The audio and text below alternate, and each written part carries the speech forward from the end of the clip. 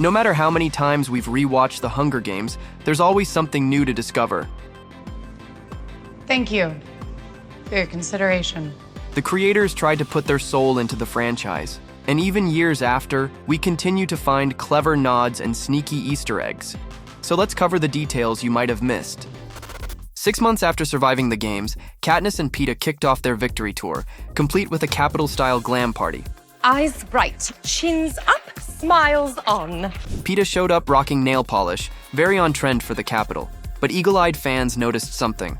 Only his first 3 fingers were painted. Coincidence? Internet says nope. Many believe it was a subtle way for Peeta to flash the Mockingjay salute, right under Snow's nose. A quiet protest in the middle of the Capitol's chaos. Looks like Mellark's rebellion started at the tips of his fingers. Before we move on, make sure you've subscribed for more Hunger Games content. Alright, let's talk about the love triangle in the movies. Katniss spent most of the Hunger Games torn between 2 men, Gale and Peeta. Both loved her, both fought for her, and both brought out very different sides of who she was. Nobody needs me. I do. But everything changed when Gale's thirst for vengeance led to the death of Prim, a wound Katniss could never forgive. Goodbye, Gale. And here's the kicker. Fans spotted his fatal flaw way earlier. Okay, you know how to hunt. Animals. It's no different, Katniss. That cold logic? A big red flag. It shows how his mindset was shaped too deeply by the Capitol's violence. And while Katniss channeled her pain into rebellion with purpose, Gale let it burn out of control, and it cost him everything. When Katniss first meets Finnick, he lays on the Capitol charm, flirty, smug, and shirtless, of course. O'Dare teases her about having any juicy secrets. I'm an open book. Everybody always seems to know my secrets before I know them myself. With a smirk, Finnick replies.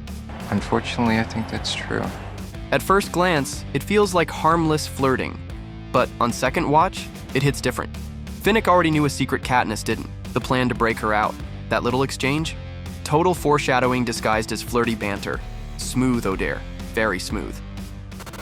The Nightlock berries are a chilling creation from the Hunger Games universe. But some sharp-eyed fans think author Suzanne Collins didn't just invent the name out of thin air. Together? Together. Turns out, Nightlock might be a lethal mashup of deadly nightshade and poison hemlock, 2 real-world plants that are extremely toxic. Nightshade produces small, dark berries that look suspiciously similar to Nightlock. Hemlock? More like innocent little flowers, but just as fatal. So, in the world of Panem, it's possible that over time, or thanks to some messed up Capitol science, these 2 killers were merged into one. Result? A berry that's beautiful, deadly, and perfect for dramatic double-side threats.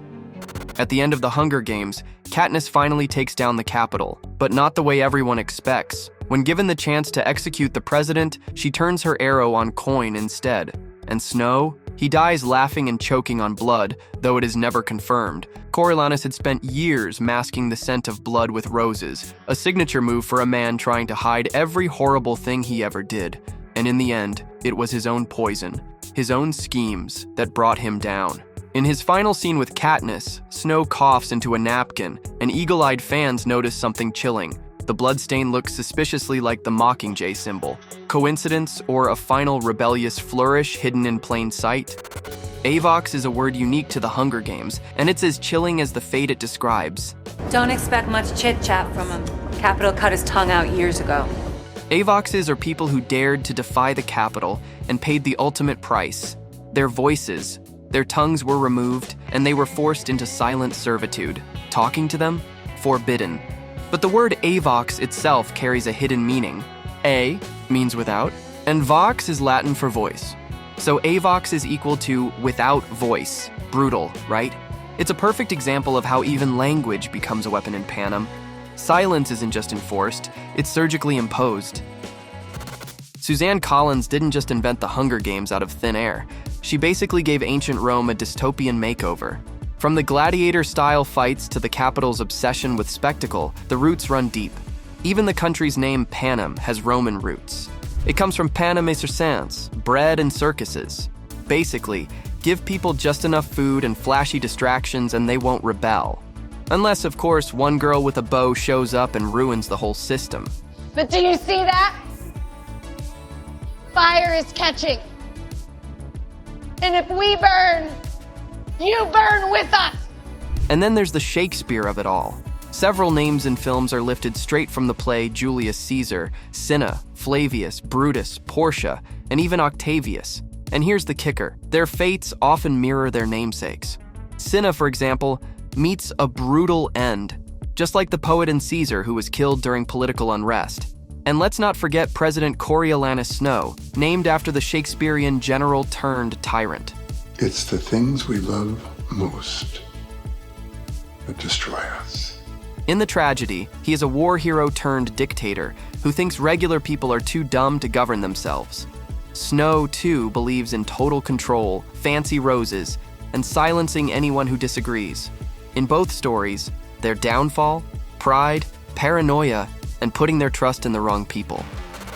At first, President Coin seems like the antidote to Snow. It's the worst torture in the world. Waiting when you know there's nothing you can do.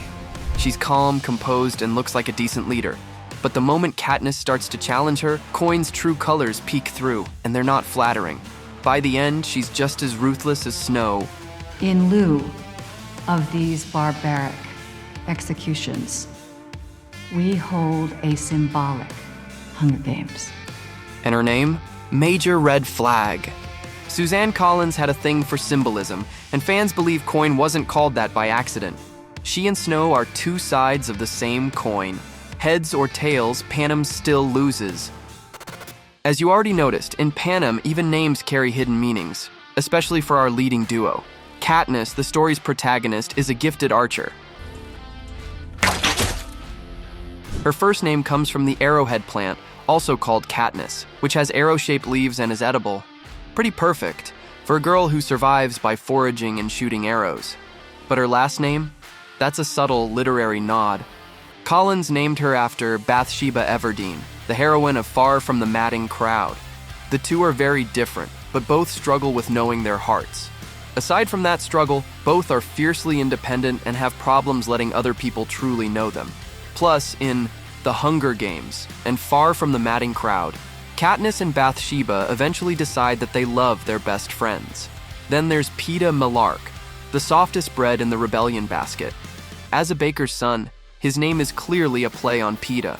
And since one of Katniss's earliest memories of him is when Millark tossed her a loaf of burnt bread instead of letting her starve, it fits. And that's it. Did you notice these clues in the films? Share in the comments. And as always, thanks for watching.